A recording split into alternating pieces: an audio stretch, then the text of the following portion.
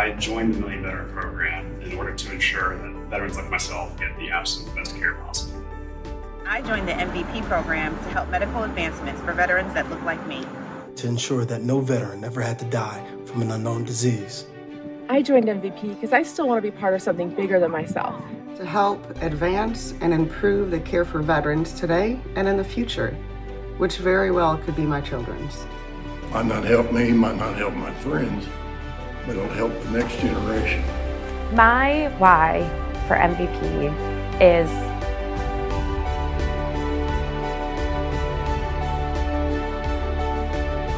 every veteran. You are our why. You are our why. The veterans are our why. You are our why. To each and every veteran in MVP, you are our why.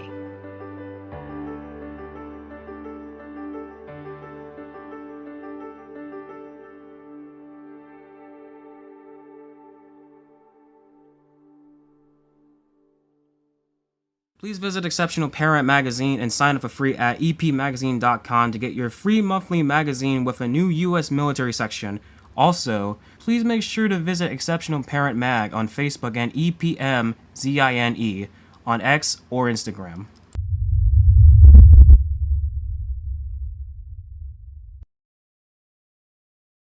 Hello and welcome again to Oscar Mike Radio. My name is Travis. I'm your host.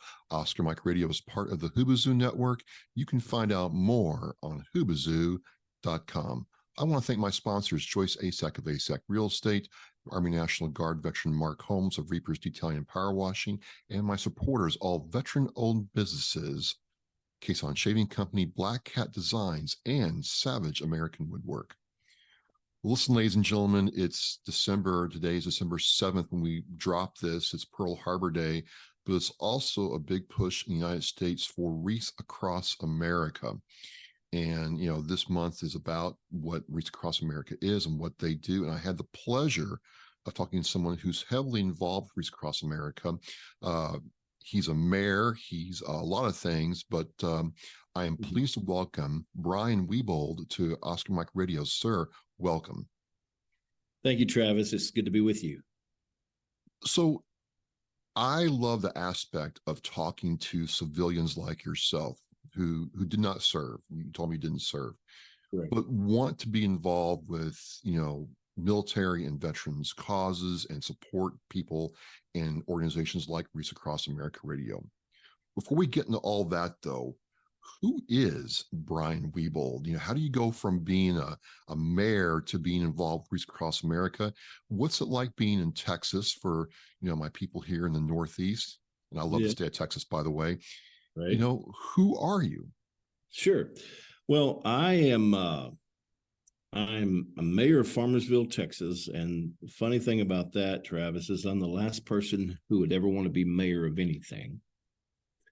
But we are a small town. We moved here in 2014, and there was around 3,000 people. We're almost double that now.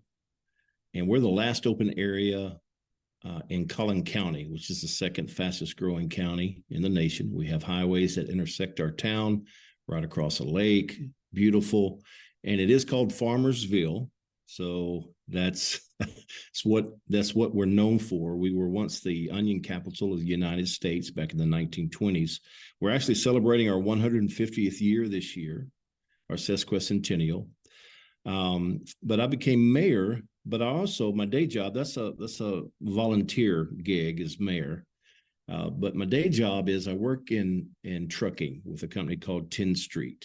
Okay. And we're the leading driver management platform in trucking. So we've got about a little over 5,000 carrier customers that engage us and our software to help them find drivers, manage their drivers, safety and compliance, anything that has to do with a driver.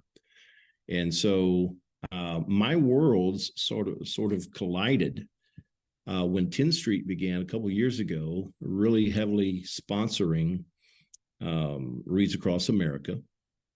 And then also we do our Veterans Ready Summit each December, where we bring in carriers to teach them how to hire veterans in their carriers. So we do that a 3 days before the Wreaths Across America banquet, and we sponsor the banquet along with Fastport, and then go out to Arlington for the wreath laying ceremony there. But Farmersville is a home of Audie Murphy, which is the most decorated combat soldier in U.S. history. And so you don't have to go very far in Farmersville to find somebody that has a great love and honor for the military. So being mayor of that town, of course, we have Audie Murphy Day. We bring a couple 250 veterans every Audie Murphy Day in June and honor them. And so once I discovered Wreaths Across America through Tenstreet, just love what they do. And our company is sponsoring that. And then I thought, well, how can we as a city be more involved? And so we have a wonderful lady. Her name is Billy Goldstein.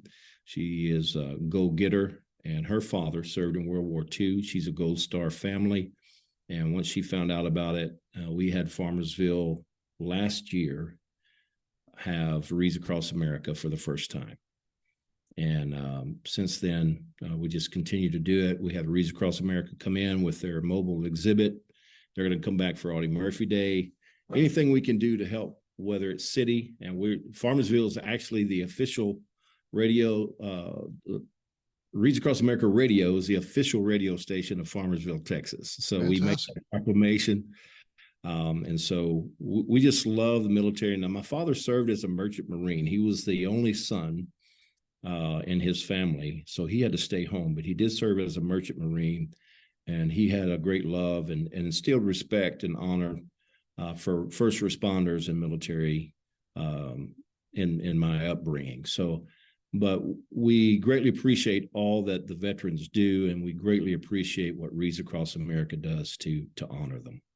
So let's talk about some of the logistics side of what Wreaths Across America does and Tenstreet, because it's my understanding that it's in Maine. I actually know where it is in Maine. It's like an hour away from where my son lives. Mm-hmm. And they have all these trucks come up to Maine to load the wreaths up, and then the trucks leave to go down to Washington, D.C. and other places. And I'm like, on a good day, trucks roll across this country, and if they get to the place on time, that's great. But these are all volunteers. So my question is, how does Tenstreet, not only for something like this, but also just in day-to-day trucking business, work? Because I got to tell you honestly, Bryon, a lot of people just think that truck drivers get in trucks, they pick up stuff, they drop it off, and that's it. And that is a far cry from what actually happens, I'd have to think. Well, let's just keep it in context to Wreaths Across America. Sure. So they've got over 4,000 locations in the U.S. now. All right. So those wreaths have to get pretty much to every state and to various locations in each state. And so the logistics just behind, number one, getting companies to volunteer, which I can say the majority of the companies that do volunteer are also Tenstreet customers. And we take great joy in that our customer base is heavily involved. Matter of fact, the gentleman that delivered for us last year, their company CFI is a customer of Tenstreet, and so I got to see a driver that was hired through Tenstreet for that company. So the logistics just behind getting people to volunteer, getting those routes established. Now, trucking companies do this all day, every day, can do it in their sleep, right? But it's still a lot of harrowing work to make sure that all the wreaths get to where they need to go and everything's on time. And so it is just a huge concerted effort. And what you're talking about in Maine is the actual convoy, which goes from Maine down to DC. And I've been on the tail end of that, where I've seen them come into town, and I'm hopefully in the next year or two, we're going to try to go up to the top end of that in Maine and start and follow the convoy down. I hear that in and of itself is an incredible experience. But yeah, in my mind, first responders, military people in trucking are right up there, because they are heroes. And this company, this country would not be in the shape that we're in without, truckers doing what they do and carriers doing what they do. If you got it on your table in your house, the truck brought it, right? So we honor and respect that as well. And it's amazing what they do day in and day out. Well, just another logistical question, because I'm thinking to myself, well, it's getting ready to dump snow in Maine this weekend, I think, right? Right. How does your company or a company like Tenstreet then adjust the trucks about where to go, what route to take, so they can continue moving the freight as safely as possible? Because, I've been down I-95 when snow hits, and it gets scary quick. People don't understand. Maine is not a friendly place to drive when it snows, but how's that managed? Yeah. Well, so what Tenstreet does is basically we provide a driver management platform. Okay. So what we focus on is hiring the driver. We have an application that comes back pre-populated with drivers' work history, so drivers can fill out a DOT compliant application in 5 minutes on the app on their phone. And then we convert from paper management over to digital. So safety, compliance, onboarding once they get hired, rewards, retention, anything. We integrate with telematics units to bring in the feeds into our platform. So we're a one-stop shop driver management platform for carriers. The logistics side, we don't really touch. That's done by the carrier, right? Okay. And that's part of being a trucking company, is managing those logistics and getting things where they need to be on time. I will say this, years ago, different lifetime ago, Travis, I was selling manufacturing execution software to pulp and paper, cement, and mining in Canada and the US. And I actually went to Maine to a pulp and paper mill, and I was amazed. It was snowing, and I was amazed at how pristine the highways were. There's like 7-8 feet of snow, just like a wall. It's like you're in a chute. Right. And I'm sitting there like, you could eat off this highway. I was just so impressed with, of course, they get, we don't do that here in Texas. Like, it snows, you stay home, or they put sand. And I'm like, why are you putting sand on the road? But yeah, no, these are professional people, and they're able to get things planned and get it where it needs to be on time and in a safe manner. I have a newfound respect. This is my 6th year working in trucking, and I have a newfound respect. The only professional drivers on the road are not people in personal vehicles. There's those drivers behind those rigs, those tractors, right?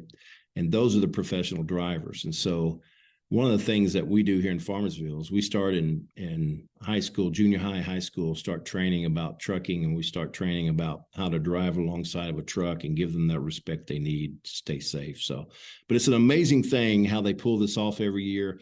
And the thing about Wreaths Across America and trucking is there's really a strong partnership there. And as you mentioned, everything is volunteerism from a trucking. So they're paying the driver, they're paying for the fuel and the equipment to get the wreaths to where they need to be.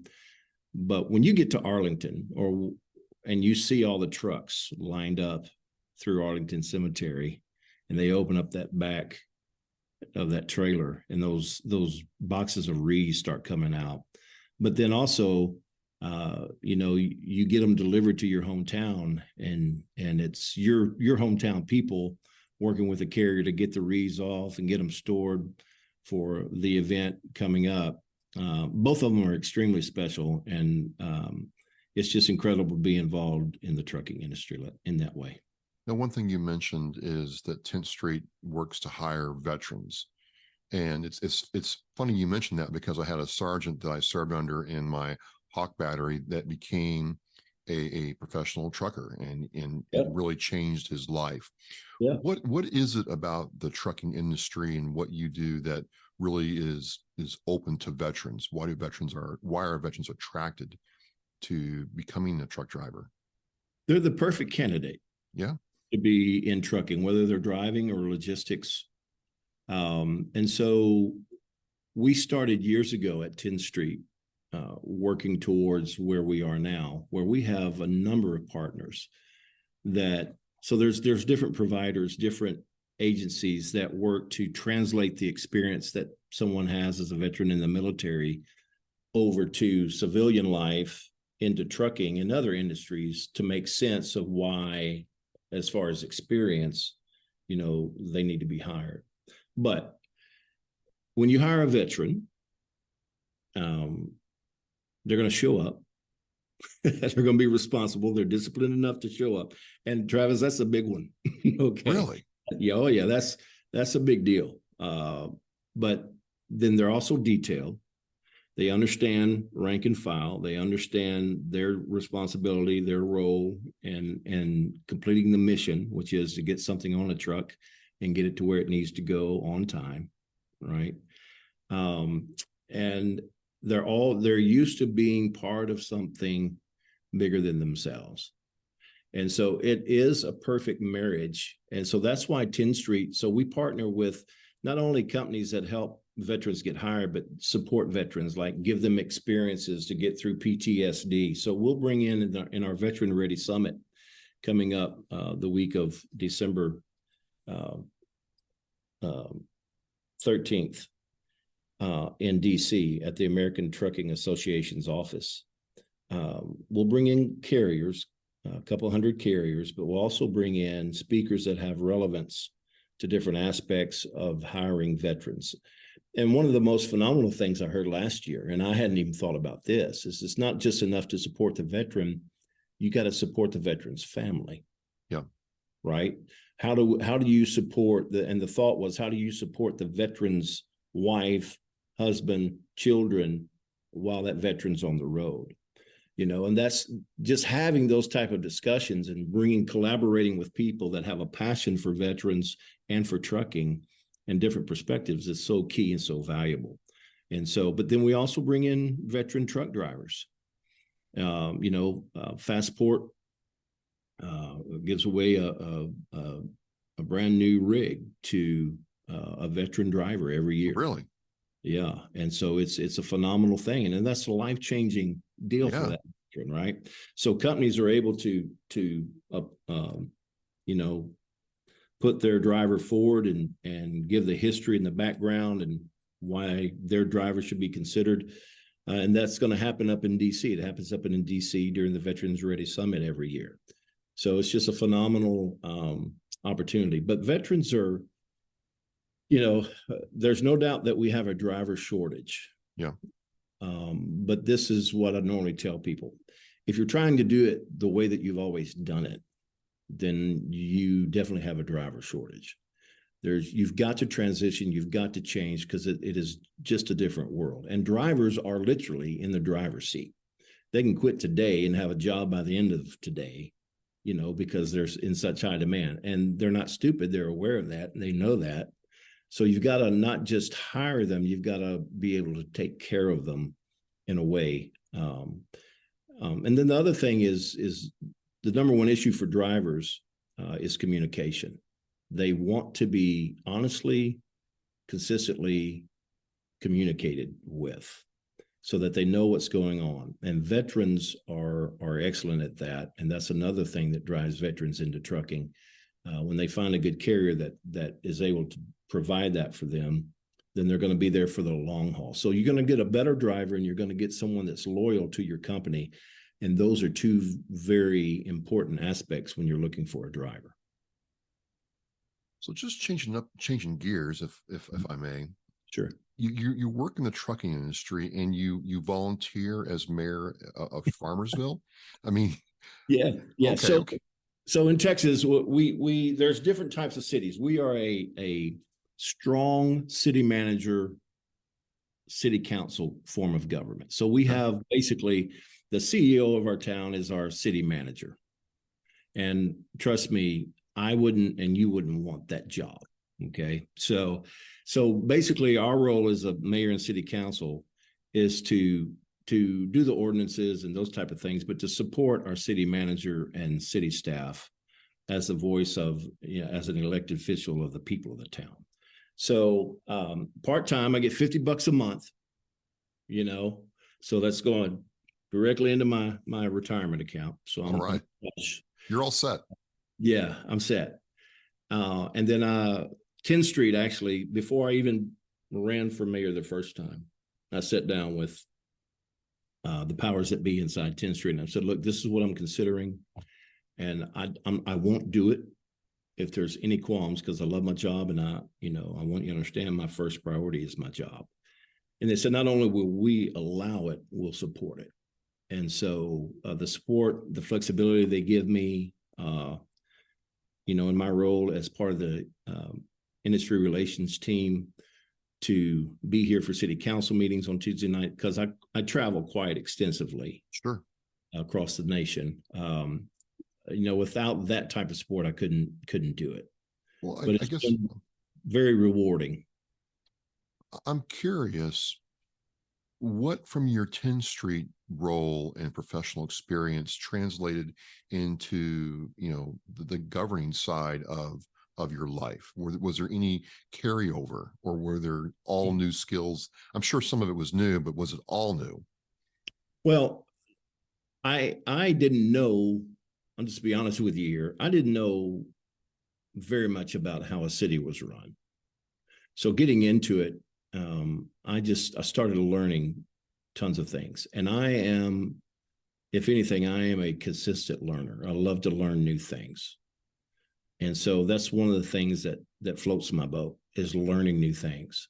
But really, so my history, I'm a servant at heart. I was in ministry for years, pastored churches, took care of people, and that's what I had a passion to do. So I'm a shepherd. I'm a server. I want to make sure, I'm 6'6", not quite 300 pounds. So I'm a large man. I'm a protector. Yeah. I've never been in a personal fight myself, but I've protected other people from bullies and those type of things. So I serve people. And so that's really, I think, is what was in my heart when people started talking to me about becoming mayor here in Farmersville, because I'm not a politician. I have my beliefs. I have my, things that I stand for, and I'm not going to back off those. I'm not going to be hateful about it, but if you state your opinion, chances are I'm going to state my opinion. And I honestly, I'm not interested in getting reelected. So, but I'm only interested in doing what is right for the city of Farmersville. And not everybody agrees with that, right? So just the sales aspect of what I do for Tenstreet and representing the company through industry relations the way that I do, I'm good at reading a room. I'm good at having conversations, putting emotion aside, and dealing with logical reasoning and facts, and making a good quality decision and leading people to a good decision, right? So I think that would be, as far as what I bring in from my professional life to being an elected official here in Farmersville. Well, if I may, and respectfully, please, understand that, if you have that perspective about your role, what role does your faith play in, being that shepherd, being that leader professionally and at the city level? So,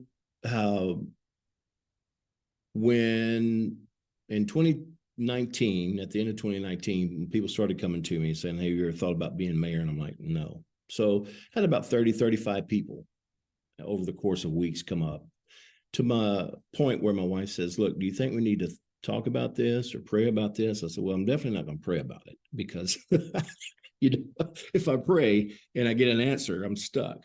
So I've got a dear gentleman. He's a retired Baptist preacher out of Winsboro, Texas. His name's Dan Hubble. And when he retired from the Baptist church, he became mayor of Winsboro. So I drive out to see Brother Dan and sit down and have a talk with him. He's like a mentor to me. And I start telling him, and he just starts laughing.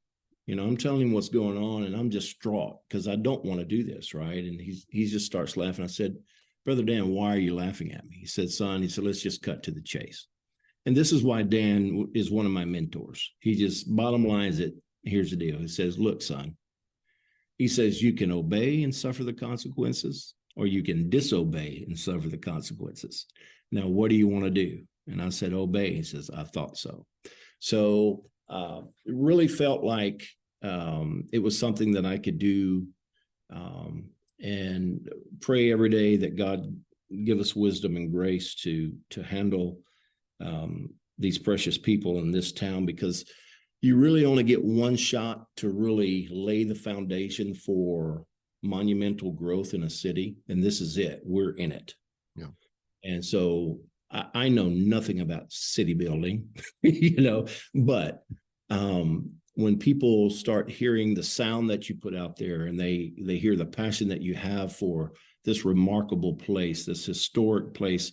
Farmersville was, in the early 1900s, the most affluent town its size in the state of Texas, and the third most in the United States.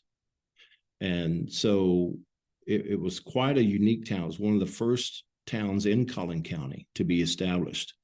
And so it has a significance, I believe, in its location and in its purpose. And we're just trying to tap into that and have passion and do the best that we can do. But people recognize that, and people with expertise. 2 days ago, I had a lunch with one of our primary landowners, and who happens to work in real estate development. And he's just a wealth of knowledge about, who's who, developers, and then I talked to him. I said, well, you need to be on our economic development board. Would you be interested in that? He's like, yeah, let's talk about that. So it's just really, my servant leadership, Travis, is getting the right people around and allowing them to function in their expertise and collaborate together to do what's best for the city. Well, I think that's very relevant to, the veteran experience. We serve, we lead, we get out, we have to learn to lead and serve in different capacities as, new civilians, or even, older civilians, if you will. So I think there's a lot of lessons that you just impart on us that we can, take and apply to our lives. What's it like when in your town, in Farmersville, when you see the wreaths going out on these graves of people who've served our country, and you watch the people of Farmersville take that moment and honor those who, pay the ultimate price? It is just an addition to, Travis, what already exists here in Farmersville.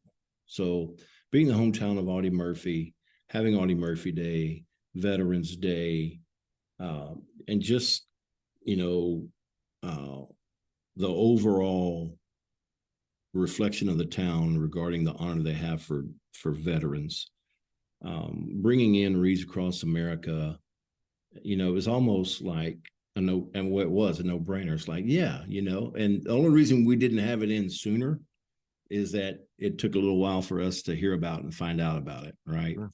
So, but the people wholly support it. I mean, Veterans Day. So we have almost 340 veterans, one that dates back to the War of 1812, that's in our cemetery here in Farmersville. So Veterans Day, we went out, and what we do is we put flags on the markers of all the veterans' graves. And then during wreaths, they're easier to spot because they have the flags on them. So then they're able to go and say the name and put the wreath down and say thank you for the service. So the response has just been phenomenal.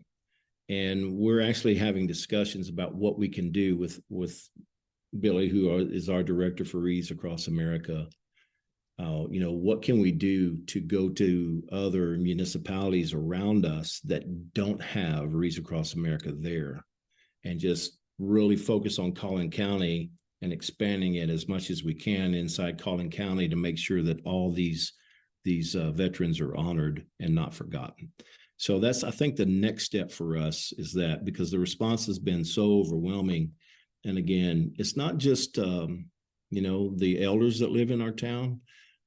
Our kids, our young people are getting involved in it. They're seeing the value. Moms and dads are bringing them out, to be involved as well. And so that's really, we, at the Farmersville Heritage Museum, they bring in the 5th grade every year and take them through the museum and teach them about Audie Murphy and the history of the town, and, the kids love that. So we're taking the teach aspect of Wreaths Across America and really incorporating that, and then having the mobile exhibit here.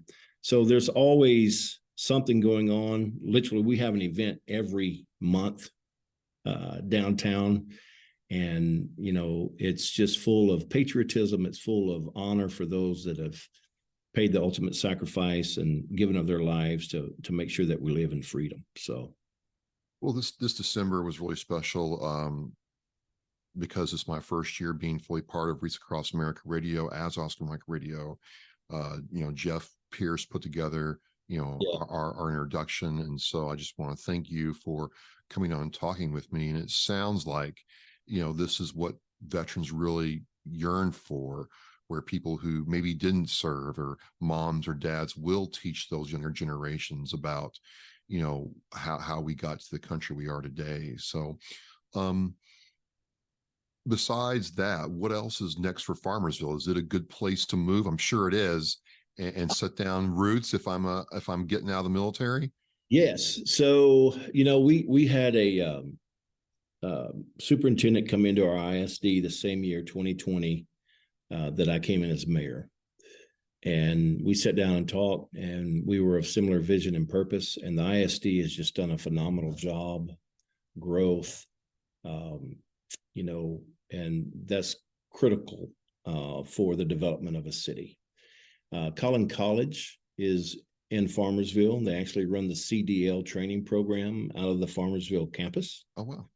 Yeah. So having Collin College, Institute of Higher Learning, in town is important, but we're just beginning to grow. Now, right now, tomorrow night, December the 1st, we have our opening ceremony of Farmersville Lights, which is, I started at the end of 2020, the first year I was mayor. We have a half-mile parkway off of one of the highways that comes into our red brick street downtown, right? And so it was just such a crummy year. And I'm just throwing out that it's like, let's string some lights up on the parkway, because it's COVID, right? And people could stay in their cars and drive through and have it. So long story short, we had a CBTX, Commercial Bank of Texas, that was right at the entrance of Highway 78 and Farmersville Parkway, and they wanted to be the title sponsor for it. And so we raised about $65,000 the first year. And I'm like, oh my gosh, this is sort of like taking on a life of its own. So now we're in our 4th year, and it's just crazy what we have done to the parkway and into downtown. But it's our premier event of the year, horse-drawn carriage rides. I mean, we've got lights for miles, and our historic red brick street downtown, just phenomenal things. So I'm spending pretty much all night, every night in the dark out on the parkway, making sure lights are plugged in and they work and everything else. So we're in the throes of a fantastic holiday season, but I'm getting geared up to head to Wreaths Across America and our Veteran Ready Summit in mid-December. Okay. So one thing, I lived in Shreveport, Louisiana. That's where I joined the Marine Corps out of. I've been to lots of areas in Texas. Sure. Now I move up here to the Boston area, and they hear everything is big in Texas. They don't really understand it, Bryon. Right.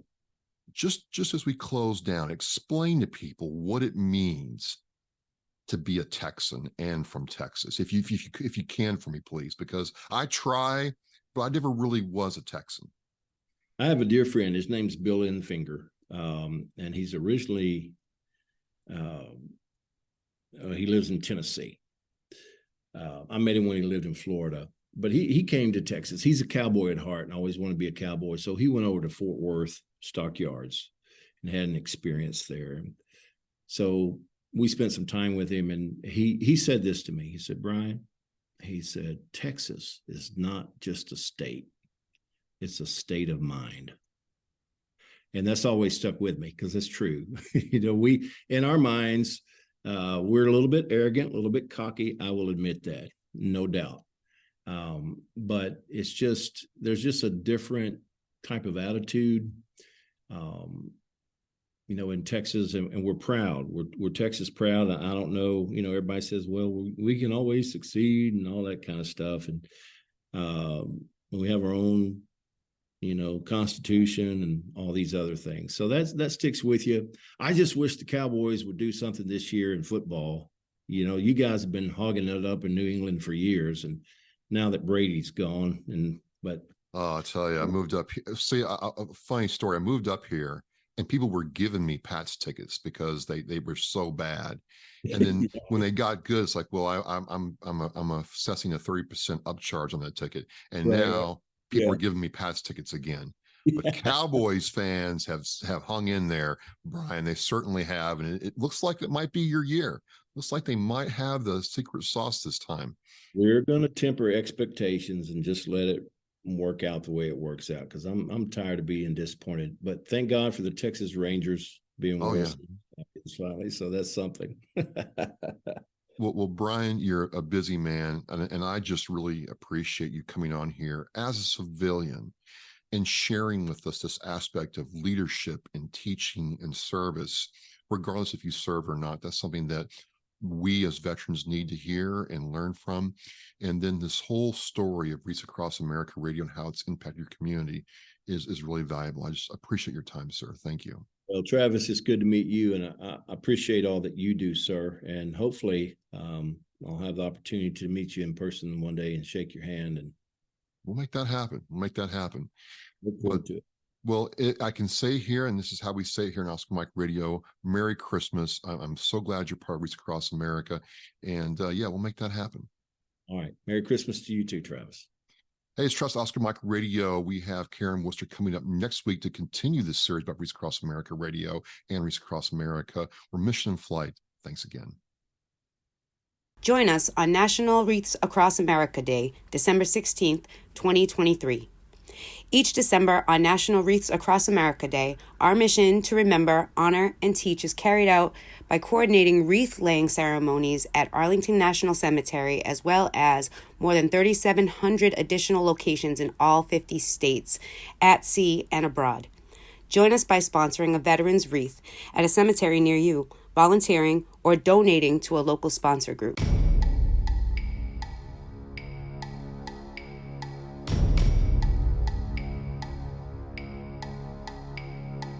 Thank you for listening and watching Oscar Mike Radio, where our active duty service members and veterans are in action and the mission is in flight. If you are a veteran or know a veteran who needs help, please dial 998 and press 1 for the Veterans Crisis Line.